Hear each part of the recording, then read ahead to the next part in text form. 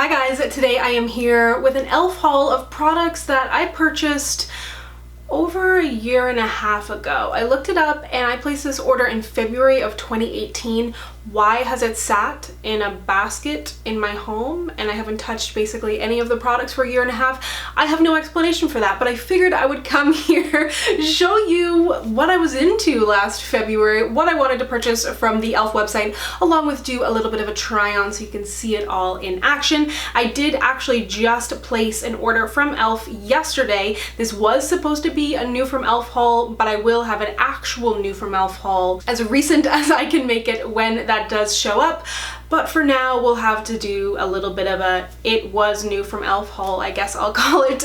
But let's go ahead and get started. So the first thing I picked up was a few skincare items, and I can't say for sure, by the way, in case I get questions about customs that I paid or shipping time or anything like that, because it was a year and a half ago, but I will update you in my next e.l.f. haul if I did pay customs or anything, and that can really vary person to person, day to day. It's hard to say, but what I will say is I did pay $7.50 on a $150 order on the e.l.f. website, which that is not okay with me. I'm already paying a Canadian conversion. I'm probably gonna pay at the door as well, and I think it's time for them to step up their Canadian distribution. ColourPop has done it. They're a much newer brand. Other brands have done it. It's time for them to step up. Anyways, I will get off my soapbox. The first product that I used is their e.l.f. obviously Pore Toner Balm. I gotta say I really liked this. It feels more cooling and lightweight than I was kind of expecting, because that's what I expected of a toner, but something with the name balm in it, especially from e.l.f. I've had some bad experiences, but this felt super lightweight. It has witch hazel in here, aloe vera. Is it aloe vera? Sorry, let me just confirm. No, sorry, not aloe vera, green tea, which are both really great, lightweight, refreshing products on the skin. So I used this as my first step. I didn't actually use any other skincare today because I used all of e.l.f.'s skincare. This would be great for travel as well because it is a solid product, and it just felt really, really light on the skin. So if you do have an oilier skin type, don't be scared that it has the word balm in the title. It is really nice and lightweight, but for the most part, this is first impressions of me testing out these products, so you'll have to wait a little while to get some further updates. Up next, I used the Oil Control Liquid Lotion with tea tree oil. This also has witch hazel in there, and I'm trying to figure out how much product is in here.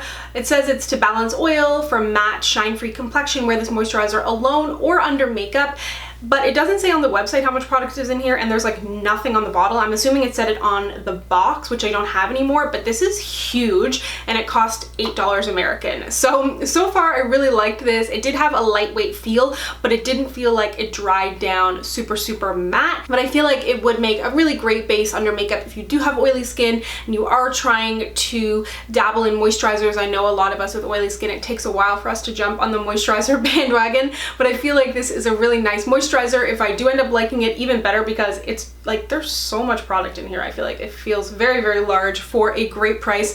It does have tea tree oil in there, but it does not have an oily texture at all, so don't be worried about that, and that can be great if you do have blemishes as well. I find tea tree oil is good for like superficial blemishes, if that makes sense. I've suffered from a lot of cystic acne, and anything topical didn't do that for me, but this is still a great option if you do have a more acne prone skin type. Of the kind of previous skincare line that was launched from e.l.f., this is kind of part of the original collection, I think.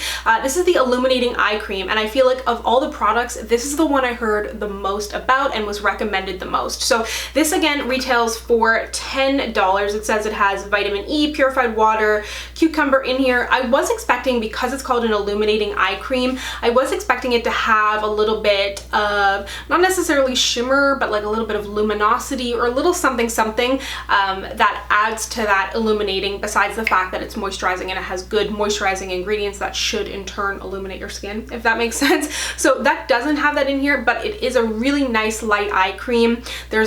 I don't have a lot of eye creams that are drugstore or more affordable. I feel like there's not a ton out there in my experience, so it's always nice to have more available. Like I said, I did purchase this from the e.l.f. website. Don't forget to use your Ebates and get cash back, but you can also purchase e.l.f. online as well. It's available in a million different kind of random places, but I always like to purchase from the e.l.f. website just because they have everything.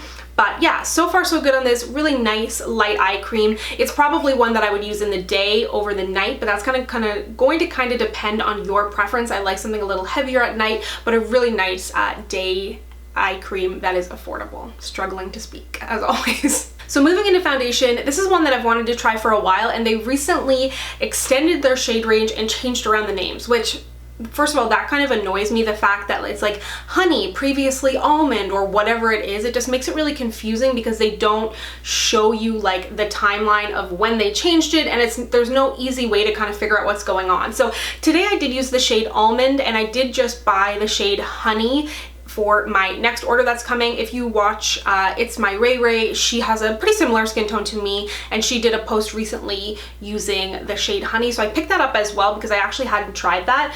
This is oil free and has an SPF of 15 in here. It is their Flawless Finish foundation, is that what it's called? But stay tuned for my next review, and I will do a foundation review of this where I will kind of go more in depth as to the shade ranges. I will do swatches. I'll let you know if this is the almond from the older shades or the newer shades. I'm gonna have to figure that out. If I do, I'll leave it down in the comment section. But I gotta say, so far, I really like the way that this looks on the skin. It does have a bit of a scent. And oh yeah, it's interesting because a lot of the time I get people commenting on my foundation reviews and they'll say, you didn't mention the scent. And I almost never met, like what was it, the Wet n Wild foundation, people brought that up, and some other foundation I was like, I didn't even notice a scent. Something like the Huda Beauty definitely has a scent, something like Dior definitely has a scent, but as long as it doesn't linger around once it's on my face, I mean, it's not pleasant that it smells this way because you're kind of like, what's in here? But I did definitely notice a scent when I was putting it on my face. However, I've had it on now for a little while and there is no scent lingering. If you're curious what it smells like, it's not good. It's not like an overly florally thing. It's like a slightly poison type of scent. So anyways, besides the poisonous bit, I feel like it is a good shade match. I feel like it looks really good on the skin. So I will have to report back on this. This, again, is only my first time trying it, but so far it seems pretty good. Let me just mention this while we're talking about foundations, because I used this to clean my foundation sponge before filming today. It is the Solid Sponge Cleanser, and wow, so impressed with this. If you're ever placing an e.l.f. order and you're like looking for something to throw into your cart, or you're just in the market for a good sponge cleaner, you could probably use this for brushes too. I'm assuming this is supposed to be similar to the Beauty Blender one, which I have used and really, really like. What I like about this is you're getting a lot of product, like it's quite a big disc, and it's obviously much more affordable than the Beauty Blender version. And I like that it comes with a case, because I have my Beauty Blender one like in a Ziploc bag under my sink. I can never find it, and I really like that this comes in a case. My only thing is, and I don't think they do this, I'm not totally sure, but I wish that it came with refills, because if you're going to repurchase it, then it gets wasteful to have to purchase a case over and over and over. I guess you could probably use this case for other things. It is nice and compact, but it would be really nice if you could purchase this and then for like $1 or $2 less, or even for the same price, for the sake of producing a little bit less waste. It would be really nice to have a refill, but I gotta say, super, super, super impressed with this. Definitely something to keep in mind for your next e.l.f. order. So to set my face today, I used the e.l.f. Make Me Matte. I used another powder under my eyes. Anything else that I'm wearing that I didn't show in my demos, I will list down below as always, but this is the Make Me Matte, and I believe this is supposed to be similar, or is similar, to the Urban Decay powder that is like a mix-in kind of powder to make your foundations more matte, and I have that, and I had bought this to do a comparison. Is it too late for that? Are you curious? Let me know. But today I did only use it as a setting powder, and I gotta say, it didn't turn my face too white, because you can use it both ways.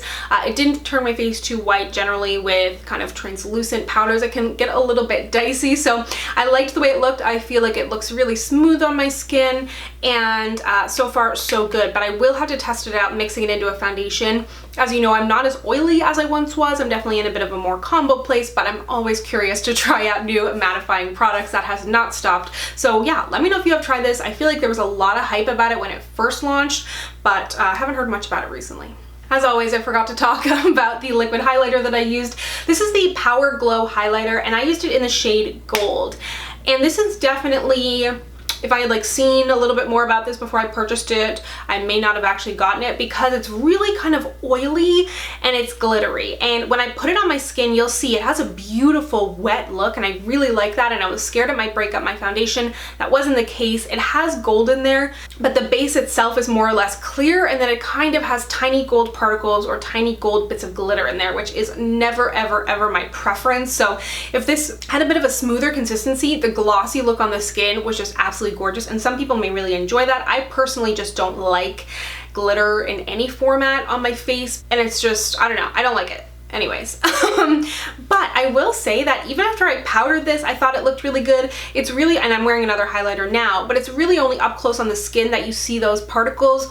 This is also something that they recommend you could mix into a foundation, which I would not do. First of all, because of the texture is a little bit greasy, and then secondly, because of the glitter bits, but that's gonna be up to you if you wanna try it. I mean, like any product, but yeah, so when I swatched this, I was really worried about the texture and the glitter. When I put it on my face, it wasn't as bad, but I don't know that this is really gonna become a staple in my collection. It may be something, honestly, that I end up just mixing into a moisturizer, which is always something you can do for the body if you end up with a highlighter that isn't really something you'd wanna put on your face, but you don't want it to go to waste, just mix it in with a moisturizer for the body. So I picked up 3 different eyeshadow palettes, and I'm wearing all of them today to create this look.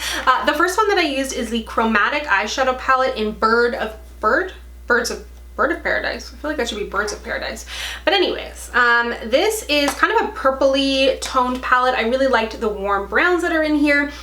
I like it, but I don't love it, and I feel like I kind of experienced, if you've ever had this with an eyeshadow palette, like it kind of had hard pan right out the gate when I had only just swatched it. I don't know if I had some like residue on my fingers. It didn't seem to affect the use that much, but I feel like it wasn't as strong of a showing from e.l.f. eyeshadows as I've experienced in the past. I really like their Mad for Matte palettes. I loved their Mad for Metals, is that what it was? The Metal collection, that was a gorgeous palette. So this one hasn't totally blown me away just yet, but I feel like it was nice. Again, I'm gonna need to play with it some more. The other palette that I was super excited to try was the Mad for Matte Jewel Pop. Open for me, please. Thank you. And this just had really gorgeous shades. I was blown away when I swatched it. I thought it looked so impactful. It wasn't patchy. These are matte, vibrant, but also deep shades, which lack in just about every eyeshadow brand that you can find, you know, on the regular or in a palette format. I pretty much only reached for the orange today. I know that was a little bit of a cop-out, but I'm filming some lip swatch videos and I didn't want to have like green or purple on my eyes. But really beautiful so far. Really impressed with this. I've had really good luck with these palettes. I like that they're super slim. They don't come with like a stupid brush. They're not chunky. Like the other palette I mentioned was chunky, came with a brush, and it was just unnecessary. This is much more slim. So far so good with this. And then this little duo was one that I was eyeing. Like that's another problem I have with the e.l.f. website, is that things go out of stock so much, and I don't know, I feel like you don't experience that much with other websites, things going out of stock, and I just stock your products. And then the notify me thing doesn't work either. When you say notify me when something's out of stock, it doesn't actually notify you. I'm doing a lot of complaining. I love e.l.f. I love the products. But this is the Peach Squad Duo. This was in and out of stock forever, and it was a peach and a warm gold.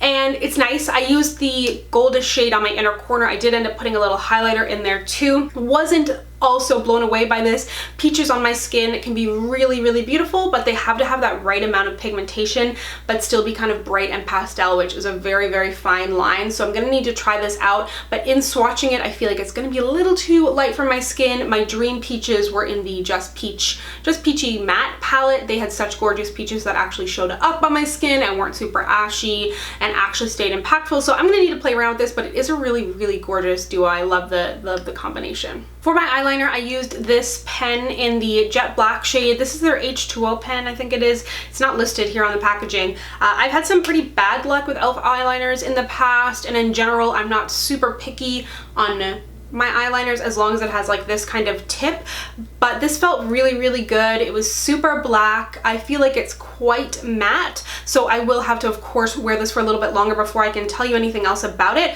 But so far so good. A lot of the other e.l.f. eyeliners I really did not like off the bat, so this one seemed good, but sorry, I don't really have any other information on that. Then for bronzer, I used the Constantly, why is it so small? Constantly Bronzed shade. So they have a line of primer infused products. If you've been watching my videos for the past, like, I don't know, 6 months, I've been obsessed with the Buxom primer infused blushes. So e.l.f. has primer infused bronzers and blushes. These have been out for a while. Like I said, I did buy this a year ago, but I gotta say, this is a really nice bronzer. Again, really appreciate the simple packaging. It's matte, there's no shimmer in here. I can't remember what the shade range is like on this, but really gorgeous bronzer added added a little bit of warmth, but it wasn't too deep for my skin tone. It felt buildable, a little bit powdery, but doesn't look dry or heavy on the skin, and easy to blend out, because I hate when bronzers kind of are a little bit too sticky and you can go a little bit overboard. So this felt like a really, really good one. And then the blushes, super pumped about these. I picked up 2 different shades. I'm wearing them both today. So Always Spicy is the deeper one, and then Always Fiery is the kind of more red. These are both really, really gorgeous, super pigmented though. So these are both matte in formula. And I kind of put the Always Spicy all over my cheeks, and then Always Fiery as kind of like on the apples of my cheeks. And the brush that I use, I'll mention, I use this Sigma Spotlight Duster because it is so lightweight. So if you're using blushes that are super, super pigmented, be sure to be kind of mindful about the brush that you use because you don't want to apply too much product. And I have actually used these before. A lot of the time when I've mentioned this before, but when I do a haul video, I like to keep everything just together, because if I pull things out, they'll just go missing. But I have used these before and do really like them. I definitely find them more long wearing than e.l.f.'s original blushes, albeit those were classics but didn't really stick around or have a particularly intriguing shade range to me. A lot of them were shimmery, and I like that these are matte. Want to give a quick shout out to my highlighter, although I didn't pick it up in this haul. I figured it's a bit of an unorthodox haul anyway, so I will mention it. It's in the shade Apricot Glow. It's gorgeous. If you are on a budget, or you like collecting highlighters, or you just like to glow, whatever it is, this is such a gorgeous one. I know in the past a lot of e.l.f.'s baked products kind of needed to be scraped a little bit to make them work initially, which, I mean, that doesn't particularly bother me, but I bought this quite a while back and I feel like it has a really gorgeous formula. I use it with that Morphe highlighting brush that I use all the time, and I think it just gives an absolutely gorgeous warm glow. It is baked, so there's not a ton of glitter in there, but it is definitely quite bright. The last thing that I purchased that I want to mention to you is this e.l.f. lip scrub, and I've tried a lot of lip scrubs over the past, say, year and a half, 2 years from higher end brands, and I don't think anything compares to the e.l.f. They released some new scents last year, and this one is in Sweet Cherry. It smells really good. I just think it has the best amount of like scrub to balm. I love that it comes in this lipstick format. It makes it really easy just to draw on. I love this scent. There's also like a mint, and I think the original is unscented maybe, but I find some lip oils to be way too oily. It's more of an oil and it doesn't actually scrub your lips, or it's in this kind of lipstick format, but it's too soft and it just kind of breaks. And this is just, it's such a good price. You cannot beat it, and I love the Sweet Cherry scent. And then the last thing that I'm wearing on my lips, again, I did not purchase this, but I wanted to point it out because it's one of my favorite nude lip products, or kind of nudie pink. This is one of their High Shine liquid lipsticks in Bitten Pink. I would kind of consider it more of a gloss, really, but it does have a nice amount of pigmentation in there. I did pair it over a ColourPop lip liner, which of course will be linked to down below, but I did want to mention this again because it's just a good one. I haven't talked about it in a while. So there you have it. That is everything that I bought from e.l.f. in February of 2018. It's been haunting me having that basket of stuff. I'm like, I gotta do that haul, I gotta do that haul, but then other things always come up. But then I just bought a bunch of e.l.f. stuff, and I'm like, I can't combine them all together because I talk too much and the video would be too long. So I hope you enjoyed this e.l.f. haul from the past. Let me know down below what your favorites are from e.l.f. and if you'd like to connect with me, you can find me on Instagram, Twitter, and Facebook at SamanthaJaneYT, and I'll see you guys next time. Bye!